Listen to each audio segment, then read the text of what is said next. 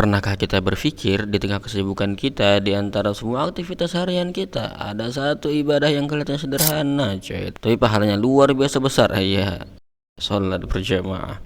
Nabi Muhammad SAW bersabda, "Salatul jamaati afdhalu min salatil fardhi 27 darajatan." Salat berjamaah lebih utama dibandingkan salat sendirian, coy, sebanyak 27 derajat. Hadis riwayat Bukhari dan Muslim. Bayangkan, hanya dengan berjalan ke masjid dan salat bersama, Allah lipat gandakan pahalanya sampai 27 kali. Bahkan setiap langkah kita ke masjid itu bukan sekedar gerakan kaki. Allah catat itu sebagai penghapus dosa dan pengangkat derajat. Fa innahu la yakhtu khutwatan ilal masjid illa rafa'ahu Allahu biha darajat hattu anhu biha khati'atan. Tidaklah yang melangkah satu kaki menuju masjid kecuali Allah angkat satu derajat dan hapus satu kesalahan. Riwayat Muslim. Subhanallah, enggak tuh, Allah lihat setiap usaha kecil hamba. Dan kalau kita sanggup berjamaah isya dan subuh, itu nilainya seperti kita sholat malam penuh.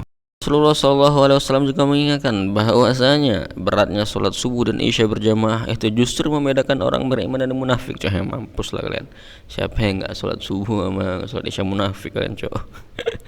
In athqala sholatin alal munafikin sholatul isya'i wa sholatul fajri. Sholat yang paling berat bagi orang munafik adalah sholat isya dan sholat subuh. Ketika kita datang ke masjid saat orang lain tidur, itulah justru jadi bukti kesungguhan iman kita. Dan orang yang biasa jalan ke masjid dalam keadaan gelap akan punya cahaya istimewa di hari kiamat.